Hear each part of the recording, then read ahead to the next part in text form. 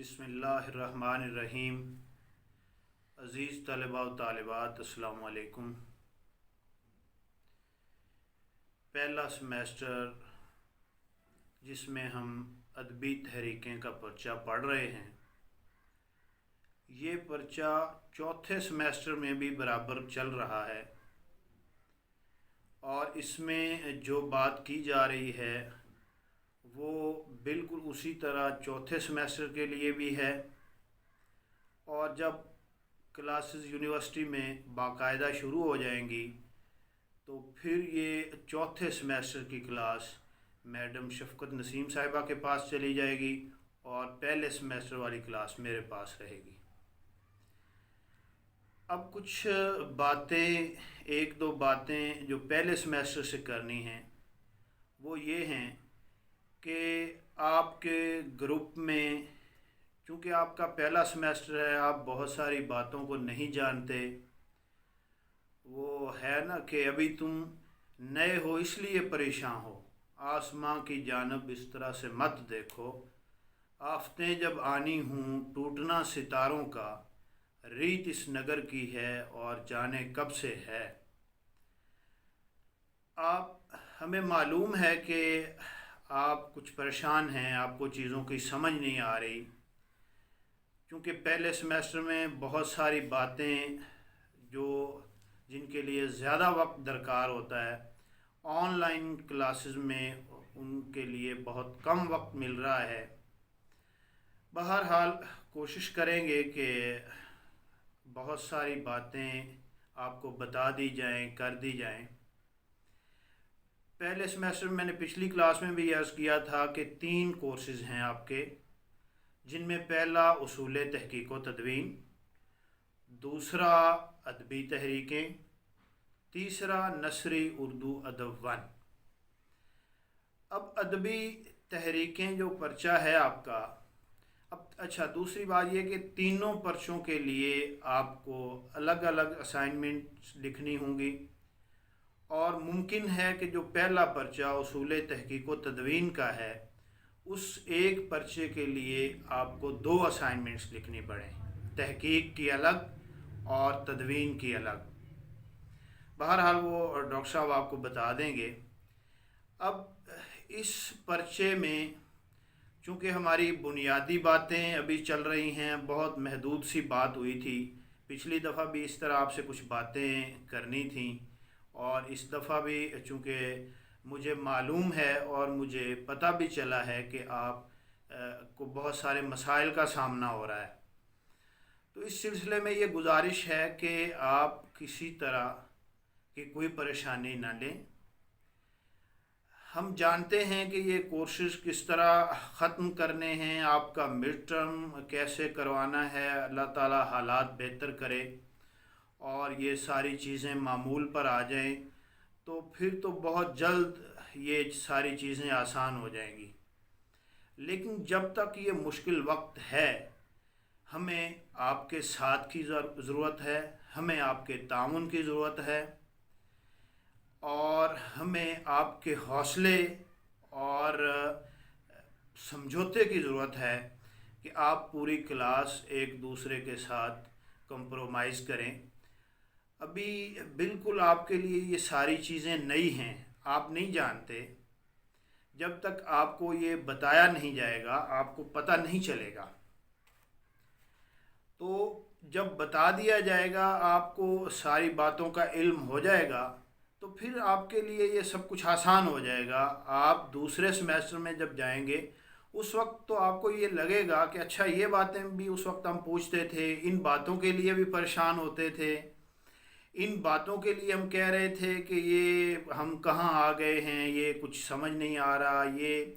ये मामलात जो हैं ये इंशाल्लाह बहुत जल्द हल हो जाएंगे। हमें मालूम है, आपकी परेशानियों को भी हम जानते हैं।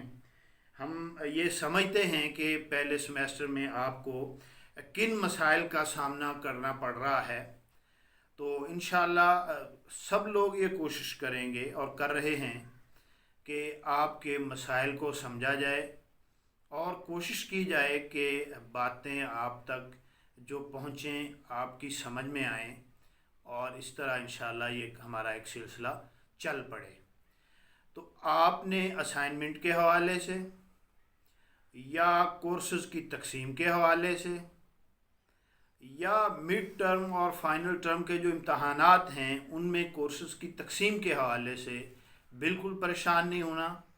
ہمیں یہ معلوم ہے کہ کتنا حصہ کس طرح پڑھانا ہے اور ان کورسز کو کس طرح ختم کرنا ہے۔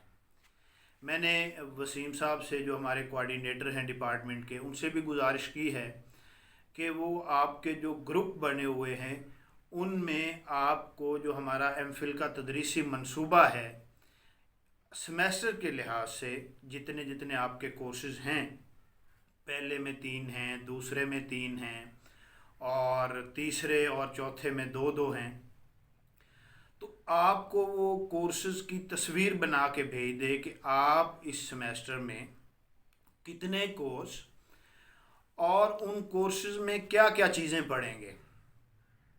اور پھر اسائنمنٹ کے حوالے سے جب ہم بات کریں گے تو وہ بھی آپ کو تفصیل سے بتا دیا جائے گا کہ اسائنمنٹ کیا چیز ہوتی ہے، اسائنمنٹ کو کیسے لکھنا ہے، اس میں کیا مسائل پیش آ سکتے ہیں۔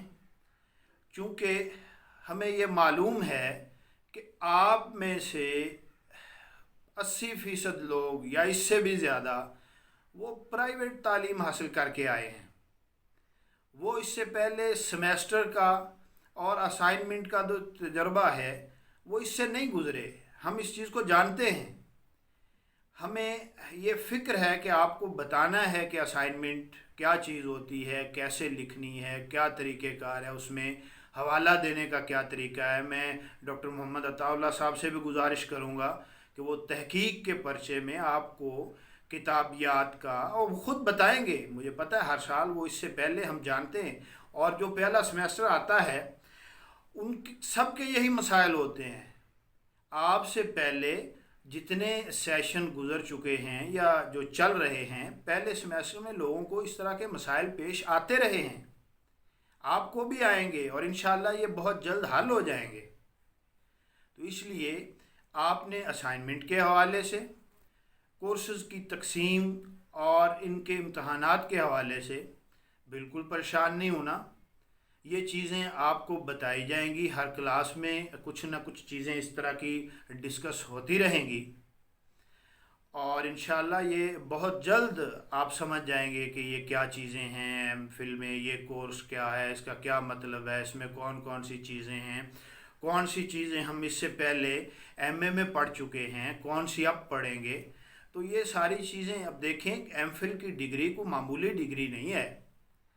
اب اس میں اگر آپ یہ سمجھیں کہ جس طرح ہم نے پہلے پرائیویٹ امتحانات پاس کر لیے کوئی 10-20 دن پڑھ کے، تو اس طرح کوئی 10-15 دن کام کر کے 2 ہفتے اور 1 گھنٹہ پڑھ کے ہم ایم فل کر سکتے ہیں، تو یہ بات بھی آپ کو ذہن سے نکال دینی چاہیے۔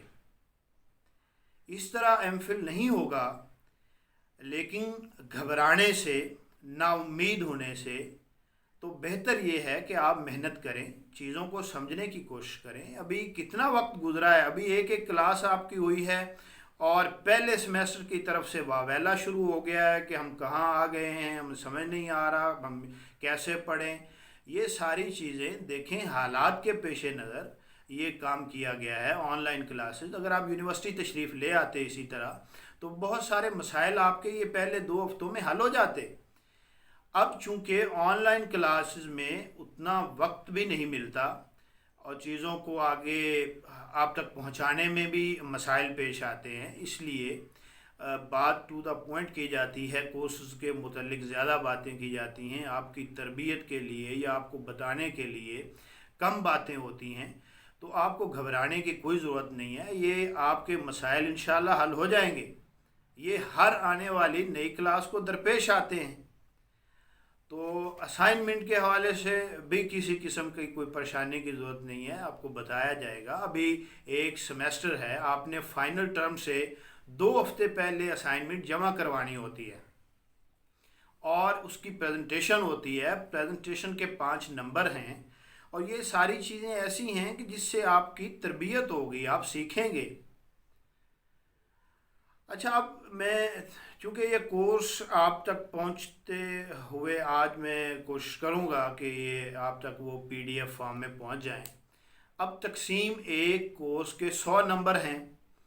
100 नंबर जो हैं, 30 नंबर्स का आपका मिड टर्म होगा, 40 नंबर का फाइनल टर्म होगा, 20 नंबर की आपकी असाइनमेंट है, और 5 नंबर आपकी प्रेजेंटेशन के हैं जो आप असाइनमेंट जमा करवाएंगे, और 5 नंबर हाज़िरी के हैं।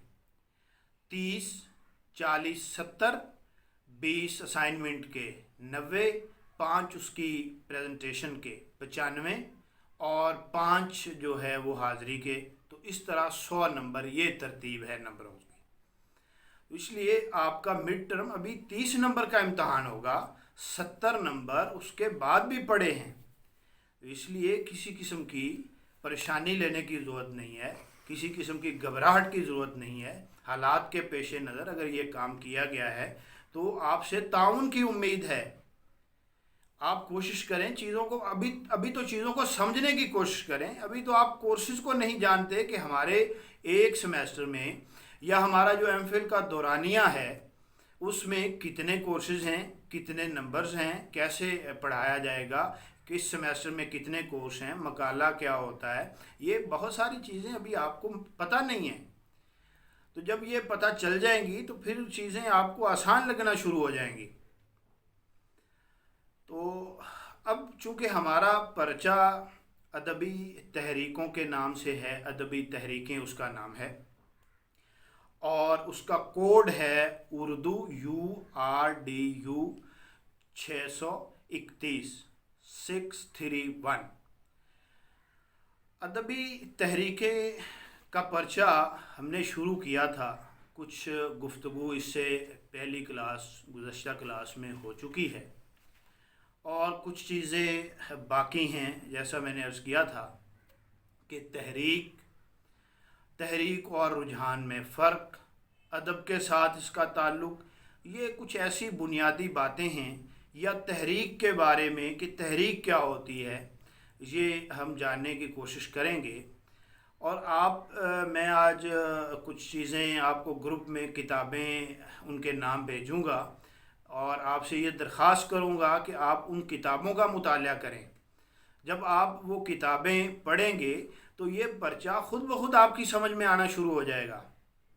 जब तक आप पढ़ेंगे नहीं, आप जानने की कोशिश नहीं करेंगे, तो फिर ये चीज़ें मुश्किल ही लगनी हैं। तो थोड़ा सा तारुफ तहरीक का, कि तहरीक क्या होती है, इसके लुग़वी इस्तिलाही मानी क्या हैं, मैं बिल्कुल महदूद, टू द पॉइंट, बिल्कुल मुख्तसर करके ये चीज़ें आपके सामने रखने की कोशिश करूँगा। तहरीक जो है, इसके लुग़वी माना तरगीब देना, इश्तियाल देना या दिलाना, छेड़ना, किसी बात का शुरू करना, जिद्दोजहद करना, सही करना, वरगलाना के हैं। अब अगर हम इसको इस्तिलाही मानों में देखें या तहरीक का इस्तिलाही मफ़हूम देखें, तो तहरीक या हरकत, सकूत और जमूद, रुक जाने के मुखालिफ अमल का नाम है। ये अमल हमेशा जमूद की कदीम और लामुतनाही हालत को तोड़कर नए सच को वजूद में लाता है।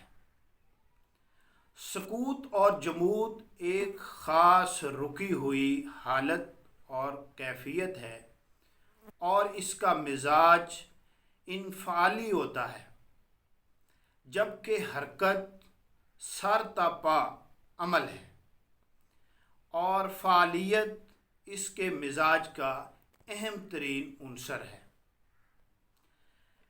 आगे हम ये तो इनके लुग़वी और इस्तिलाही मानी इंतहाई मुख्तसर करके मैंने आपके सामने रखने की कोशिश की है। अगर हम तहरीक के बारे में कुछ तारीफ़ी बातें, कुछ तारीफ़ी गुफ्तगू या कुछ तारीफ़ी जुमले और इसको समझने के लिए कुछ बातें करें, तो इस तरह है कि हालत सकूत اور جمود کو متغیر کرنے اور حرکت کو عمل میں لانے کے کچھ ذرائع ہوتے ہیں۔ جمود کا تعلق ٹھہراؤ، یکسانیت اور قدامت کے ساتھ ہے، جبکہ حرکت میں زندگی کے وسیع معنی ہیں۔ حرکت میں زندگی کی کشتی کو کھلے پانیوں میں کی سیر کرواتی ہے حرکت، اور اس سے نئے جزیروں کی سیر و صحت پر اکتاتی ہے اور آمادہ کرتی ہے۔ تحرک یا حرکت کا یہ عمل اس وقت اپنا آغاز کرتا ہے جب جمود کی حالت اپنی انتہا کو پہنچ کر تحرک کے اس عمل کو قبول کرنے کے لیے تیار ہو جاتی ہے۔ اب ہمارا اسی میں کچھ چند چیزیں اور بھی ہیں کہ تحریک میں بنیادی محرک کون سا ہوتا ہے، اور پھر تحریک کی سمت جو ہے وہ کیسے متعین کی جاتی ہے، کیسے اس کا تعین کیا جاتا ہے، پھر تحریک کا عروج اور زوال وہ کیسے ہوتا ہے، اور پھر ہم تحریک میں اس کے ادوار کو دیکھنے کی کوشش کریں گے۔ تحریک اور ادبی تحریک کے فرق کو جانچنے کی کوشش کریں گے۔ تحریک میں جو ادبی ایک رجحان ہوتا ہے یا تحریک ادبی تحریک کب بنتی ہے، اس چیز کو جاننے کی کوشش کریں گے۔ تو انشاءاللہ اگلی گفتگو میں ہمارا جو تحریک کا موضوع ہے یہ انشاءاللہ مکمل ہو جائے گا کہ تحریک کیا ہے، یا اس کے لغوی اور معنی ہم نے وہ دیکھے ہیں اصطلاحی، اور کچھ بنیادی چیزیں، اور آگے ان چیزوں کی وضاحت کر کے تو پھر انشاءاللہ ہمارا یہ موضوع مکمل ہو جائے گا۔ تب تک کے لیے اللہ حافظ۔ بسم اللہ الرحمن الرحیم۔